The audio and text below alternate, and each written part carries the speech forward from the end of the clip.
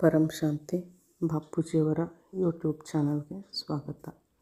ವಿಷಯ ಆತ್ಮದ ವಿನಾಶ ಹೇಗೆ ಮತ್ತು ಯಾವಾಗ ಆಗುತ್ತದೆ. ಬಾಪೂಜಿಯವರು ಹೇಳುವಂತೆ, ಭೂಮಿ ಮೇಲೆ ಪ್ರಳಯ ಅರ್ಧ ಪ್ರಳಯವಾದಾಗ ಎಲ್ಲ ಆತ್ಮಗಳು ಶರೀರವನ್ನು ಬಿಟ್ಟು ಭೂಮಿಯಿಂದ ಸುಮಾರು 200 ಕಿಲೋಮೀಟರ್ವರೆಗೆ ಮೇಲೆ ಹೋಗುತ್ತವೆ. ಪ್ರಳಯದಲ್ಲಿ ಆತ್ಮದ ವಿನಾಶವಾಗುವುದಿಲ್ಲ, ಶರೀರದ ವಿನಾಶವಾಗುತ್ತದೆ. ಇದೇ ರೀತಿ ಬ್ರಹ್ಮನ ಒಂದು ದಿನ ಸಂಪೂರ್ಣವಾದಾಗ ಕಲ್ಪಪ್ರಳಯವಾಗುತ್ತದೆ. ಆಗಲೂ ಸಹ ಆತ್ಮದ ವಿನಾಶ ಆಗುವುದಿಲ್ಲ. ಆತ್ಮನ ವಿನಾಶ ಅನ್ನುವುದು ಮಹಾಕಾಲ ಪ್ರಳಯದಲ್ಲಿ ಶಿವನು ಸೂರ್ಯನಲ್ಲಿ ಪ್ರವೇಶಿಸಿ ಸಂಪೂರ್ಣ ಬ್ರಹ್ಮಾಂಡವನ್ನು ಸುಟ್ಟು ಭಸ್ಮ ಮಾಡಿದಾಗ ಶಿವನ ಕಾಲಾಗ್ನಿಯಲ್ಲಿ ಆತ್ಮವು ಕೂಡ ಭಸ್ಮವಾಗುತ್ತದೆ. ಮಹಾಕಾಲ ಪ್ರಳಯದ ಸಮಯದ ಹೊತ್ತಿಗೆ ಆತ್ಮಗಳಲ್ಲಿ ಪಾಪವೂ ಕೂಡ ತುಂಬಿ ತುಳುಕುತ್ತಿರುತ್ತದೆ. ಆಗ ಶರೀರವು ಅಗ್ನಿಯಲ್ಲಿ ಭಸ್ಮವಾಗುವಂತೆ ಕಾಲಾಗ್ನಿಯಲ್ಲಿ, ಅಂದರೆ ಕಾಲನ ಅಗ್ನಿಯಲ್ಲಿ ಆತ್ಮವು ಸುಟ್ಟು ಭಸ್ಮವಾಗಿ ಬಿಡುತ್ತದೆ. ಆಗ ಆತ್ಮಕ್ಕೆ ಅಕಲ್ಪನೀಯ ನೋವಾಗುತ್ತದೆ. ಶರೀರಕ್ಕೆ ಬೆಂಕಿ ತಗುಲಿದಾಗ ಮನುಷ್ಯನಿಗೆ ಹೇಗೆ ನೋವಾಗುತ್ತದೋ ಹಾಗೆ ಕಾಲಾಗ್ನಿಯಲ್ಲಿ ಆತ್ಮಕ್ಕೆ ಅತೀವ ದುಃಖವಾಗುತ್ತದೆ, ನೋವಾಗುತ್ತದೆ. ಇದೇ ರೀತಿ ಮಹಾಶಿವನು ಮಹಾಕಾಲಾಗ್ನಿಯಲ್ಲಿ ಅನಂತ ಬ್ರಹ್ಮಾಂಡಗಳನ್ನು ತನ್ನ ರೋಮ ರೋಮದಲ್ಲಿ ಸೆಳೆದುಕೊಳ್ಳುವಾಗ ಆತ್ಮಗಳಿಗೆ ನೋವು, ದುಃಖವಾಗುತ್ತದೆ. ಅಗ್ನಿಯು ಕೇವಲ ಶರೀರವನ್ನು ಸುಟ್ಟರೆ ಕಾಲಾಗ್ನಿಯು ಆತ್ಮವನ್ನೇ ಸುಟ್ಟು ಬಿಡುತ್ತದೆ, ವಿನಾಶ ಮಾಡಿಬಿಡುತ್ತದೆ. ಆಗ ಒಂದು ಸೆಕೆಂಡ್ನಲ್ಲಿ ಎಲ್ಲ ಅನಂತ ಕೋಟಿ ಕೋಟಿ ಆತ್ಮಗಳು ಪರಂತತ್ವದಲ್ಲಿ ಡೈಲ್ಯೂಟ್ ಆಗಿಬಿಡುತ್ತವೆ. ಆದರೆ ಬೇಹದ್ನ ತಂದೆಯು ಯಾರಿಗೂ ದುಃಖ ಕೊಡುವುದಿಲ್ಲ. ಆತ್ಮಗಳಿಗೆ ಮುಕ್ತಿ, ಜೀವನ್ಮುಕ್ತಿ ನೀಡಲಿದ್ದಾನೆ. ಇದರಲ್ಲಿ ಆತ್ಮಗಳಿಗೆ ನೋವಾಗುವುದಿಲ್ಲ. ಸೆಕೆಂಡಿನಲ್ಲಿ, ಅಂದರೆ ಒಂದು ಸೆಕೆಂಡಿನಲ್ಲಿ ಎಲ್ಲ ಆತ್ಮಗಳು ಪರಂ ಆಕಾಶ ತತ್ವದಲ್ಲಿ ಸೇರಿಕೊಂಡು ಮುಕ್ತವಾಗಿ ಬಿಡುತ್ತವೆ. ಆಗ ಅವುಗಳಿಗೆ ನೋವಾಗುವುದಿಲ್ಲ. ಇನ್ನು ಕೆಲವು ಆತ್ಮಗಳಿಗೆ ಜೀವನ್ಮುಕ್ತಿಯನ್ನು ನೀಡುತ್ತಾನೆ. ಪ್ರಳಯದಲ್ಲಿ ಆತ್ಮಗಳಿಗೆ ಆಗುವ ನೋವು ಬೇಹದ್ನ ಪರಿವರ್ತನೆಯ ಸಮಯದಲ್ಲಿ ಆಗುವುದಿಲ್ಲ. ಆತ್ಮಗಳು ಸ್ವತಃ ತಾವೇ ಸಂತೋಷದಿಂದ ಮುಕ್ತರಾಗಿ ಬಿಡುತ್ತಾರೆ.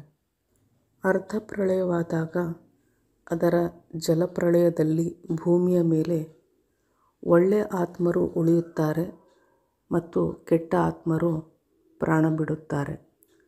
ಅಸೂರಿ ಆತ್ಮರ ಅಂತ್ಯವಾಗಿ ಬಿಡುತ್ತದೆ. ಅಂದರೆ ಅವರ ಆತ್ಮಗಳು ಭೂಮಿಯ ಗುರುತ್ವಾಕರ್ಷಣದ 200 ಕಿಲೋಮೀಟರ್ವರೆಗೆ ಮೇಲೆ ವಾಯುಮಂಡಲದಲ್ಲಿ ಸೇರಿಕೊಳ್ಳುತ್ತದೆ. ಆತ್ಮಶಕ್ತಿ ಹೆಚ್ಚಿರುವಂತಹ ಆತ್ಮರು ಭೂಲೋಕದಿಂದ 200 ಕಿಲೋಮೀಟರ್ಗಿಂತ ಮೇಲೆ ಭುವರ್ಲೋಕದವರೆಗೆ ಹೋಗುತ್ತಾರೆ. ಹೀಗೆ ಪ್ರಳಯ ಕಾಲದಲ್ಲಿಯೂ ಮನುಷ್ಯರ ದೇಹ ಬಿಟ್ಟು ಹೋಗುತ್ತದೆಯೇ ಹೊರತು ಆತ್ಮ ವಿನಾಶವಾಗಿರುವುದಿಲ್ಲ. ಪ್ರಳಯದಲ್ಲಿ ಸಂಪೂರ್ಣ ಮನುಷ್ಯ ಸೃಷ್ಟಿ ನಾಶವಾಗಿ ಯಾರೊಬ್ಬರೂ ಕೂಡ ಉಳಿಯುವುದಿಲ್ಲ. ಆಗ ಪುರಾಣಗಳಲ್ಲಿ ಹೇಳುವಂತೆ ವಿಷ್ಣುವು ಬಂದು ಭೂಮಿಯ ಮೇಲಿನ ಸೃಷ್ಟಿಯ ಎಲ್ಲ ಪ್ರಕಾರದ ಬೀಜಗಳನ್ನು ತೆಗೆದುಕೊಂಡು ಹೋಗುತ್ತಾನೆ. ಕಾಲಾನಂತರ ಪುನಃ ಸೃಷ್ಟಿ ಆರಂಭವಾಗುತ್ತದೆ. 4 ಯುಗಗಳು ಕಳೆದಾಗ ಭೂಮಿ ಮೇಲೆ ಅರ್ಧ ಪ್ರಳಯವಾಗುತ್ತದೆ. ಇದೇ ರೀತಿ 71 ಬಾರಿ ಅರ್ಧ ಪ್ರಳಯವಾದಾಗ ಒಂದು ಪ್ರಳಯವಾಗುತ್ತದೆ. ಇದರ ನಂತರ 1000 ಬಾರಿ ಚತುರ್ಯುಗಗಳು ಜರುಗಿದಾಗ ಒಂದು ಕಲ್ಪ ಪ್ರಳಯವಾಗುತ್ತದೆ. ಆ ಸಮಯದಲ್ಲಿ ಭೂಲೋಕ, ಭುವರ್ಲೋಕ, ಸ್ವರ್ಗಲೋಕ ಈ 3 ಲೋಕಗಳು ವಿನಾಶ ಹೊಂದುತ್ತವೆ. 3 ಲೋಕಗಳು ವಿನಾಶವಾಗುತ್ತವೆ. ಆದರೆ ಆತ್ಮಗಳು, ಅಂದರೆ ಸ್ವರ್ಗಲೋಕ, ವಿನಾಶ ಹೊಂದಿತು.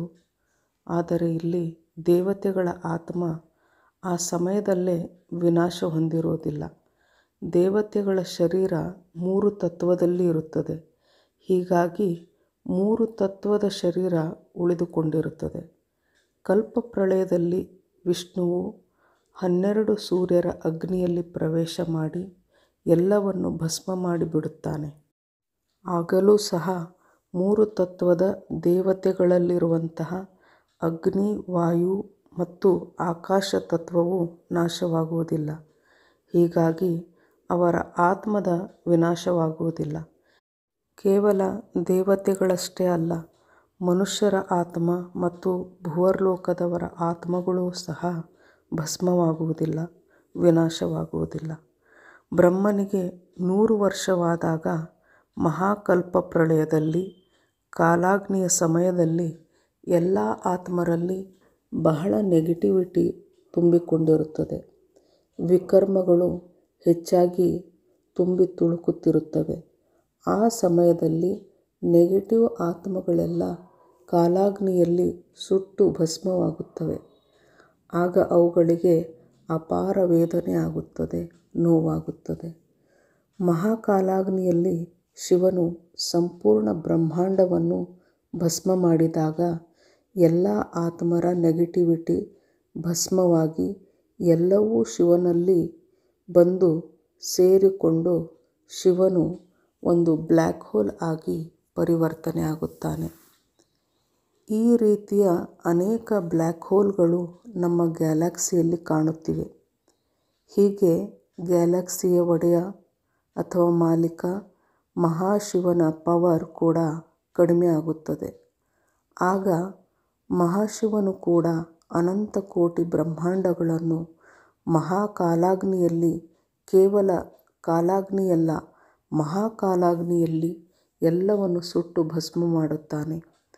ಈ ರೀತಿಯ ಸೂಪರ್ ಮ್ಯಾಸಿವ್ ಬ್ಲ್ಯಾಕ್ ಹೋಲ್ಗಳು ನಮ್ಮ ಯೂನಿವರ್ಸ್ನಲ್ಲಿ ಸುತ್ತುತ್ತಲೇ ಇವೆ. ಅಂದರೆ ದೊಡ್ಡ ದೊಡ್ಡ ಮಹಾಬ್ರಹ್ಮಾಂಡಗಳ ಅಂದರೆ ಗ್ಯಾಲಕ್ಸಿಗಳು ಭಸ್ಮವಾಗಿ ಯೂನಿವರ್ಸ್ನಲ್ಲಿ ಸೂಪರ್ ಮ್ಯಾಸಿವ್ ಬ್ಲ್ಯಾಕ್ ಹೋಲ್ಗಳಾಗಿ ಸುತ್ತುತ್ತಿವೆ. ಇದೊಂದು ದೊಡ್ಡ ರಹಸ್ಯ. ಬೇಹದ್ನ ತಂದೆ ಮುಕ್ತಿ, ಜೀವನ್ಮುಕ್ತಿಯನ್ನು ಎಲ್ಲೆಲ್ಲಿ ಅದರ ಅವಶ್ಯಕತೆ ಇದೆಯೋ ಅಲ್ಲಿ ಬೇಹದ್ನ ಮುಕ್ತಿ ಮತ್ತು ಜೀವನ್ಮುಕ್ತಿಯನ್ನು ನೀಡಲಿದ್ದಾನೆ. ಗ್ಯಾಲಕ್ಸಿಗಳಲ್ಲಿ ಆತ್ಮರು 3 ತತ್ವದಲ್ಲಿ ಇರುತ್ತಾರೆ. ಈ ತರಹದ ಆತ್ಮರು ಅಸಂಖ್ಯ ಸಂಖ್ಯೆಯಲ್ಲಿದ್ದಾರೆ. 3 ತತ್ವಕ್ಕೆ ಬಂದಾಗ ಆತ್ಮರು ಮುಕ್ತಿ ಬಯಸುತ್ತಾರೆ.